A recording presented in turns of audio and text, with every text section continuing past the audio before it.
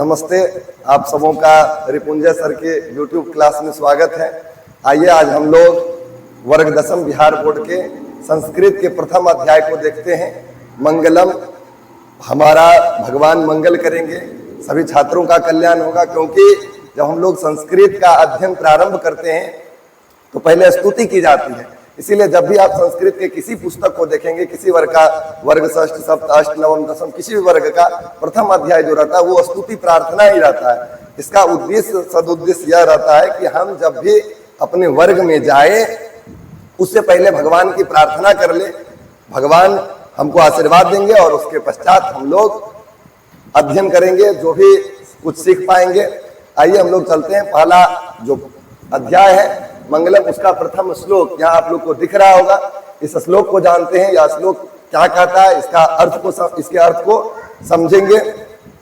यह श्लोक जो है ईशावास उपनिषद से लिया गया संकलित श्लोक है।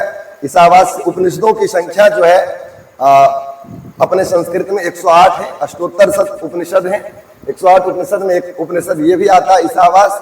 इसका मंत्र जो है यहाँ पर दिया गया है। इसके मंत्र को हम लोग जानेंगे तो श्लोक सीखने का जो बताया गया, श्लोक कैसे सीख सकते हैं, उसके लिए क्या होता है, श्रवण, वाचन, लेखन, संभाषण, 4 परतों में लेके चलते हैं हम लोग उसको, तब जाकर के श्लोक को सीख पाते हैं। तो सबसे पहले होता है श्रवण। जब हम श्लोक को पढ़ेंगे तो आप लोग सावधानी पूर्वक इसको सुनने का प्रयत्न करेंगे। पहले सिर्फ सुनना है। उसके बाद क्या होता है वाचन।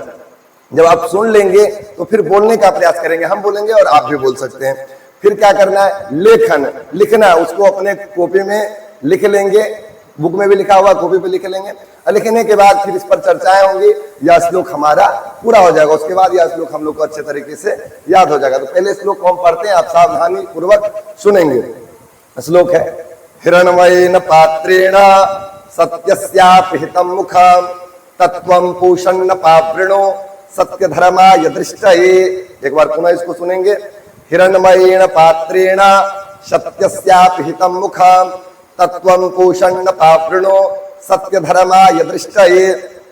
अब देखिए इस श्लोक पे चर्चाएं करते हैं हम लोग कि यह श्लोक बताना क्या चाहता। संस्कृत में पढ़ दिए, इसके अर्थ को तो जाने नहीं। जब तक अर्थ को नहीं जानेंगे, क्योंकि हम लोग हिंदी भाषी लोग हैं, हिंदी में जब इसको जानेंगे तो पता चल पाएगा आखिर यह श्लोक कहना क्या चाहता। तो सबसे पहले यहाँ पे देख रहे हैं हिरण्मयेन लिखा हुआ।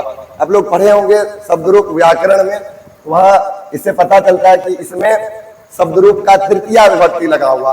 हिरण्मयेन पात्रेण, हिरण्मय मतलब होता है सोने रूपी, हिरण्य मतलब सोना होता है, और पात्र से या द्वारा, करण कारक का जो होता है तृतीया विभक्ति से या द्वारा, तो हिरण्मय पात्र के द्वारा। अब इसका संधि विच्छेद करना पड़ेगा, इसको अलग करेंगे तो इधर हो जाएगा सत्य से और इधर अपितम। इसका संधि विच्छेद यहाँ करते हैं तो हो जाएगा सत्यस्य और इधर अपिहितम, अपिहितम। ठीक है, तो हिरण्मय मतलब सोने रूपी पात्र के द्वारा क्या है, तो सत्य का ढका हुआ। अपिहितम मतलब ढका, क्या ढका हुआ, तो मुखम, यह स्पष्ट है, मुख। सोने रूपी पात्र से जो है सत्य का मुख ढका हुआ है। इस पूरे लाइन को देखेंगे, हिरण्मयेन पात्रेण सत्यस्यापिहितं मुखम, तो इसका हिंदी अर्थ आता है कि सोने रूपी पात्र से जो है सत्य का मुख ढका हुआ है। फिर नीचे जानते, जब तक हम पूरे श्लोक को नहीं देखेंगे तो उसका मतलब नहीं समझ पाएंगे। फिर कहता है तत्त्वं पूषन्न पावृणो सत्यधर्माय दृष्टये।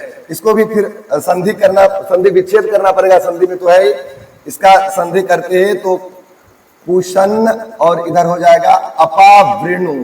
ठीक है, पूषण जो है सूर्य भगवान का पर्यायवाची नाम है। सूर्य भगवान के अनेकों नाम है, सहस्त्र नाम आता है उनके।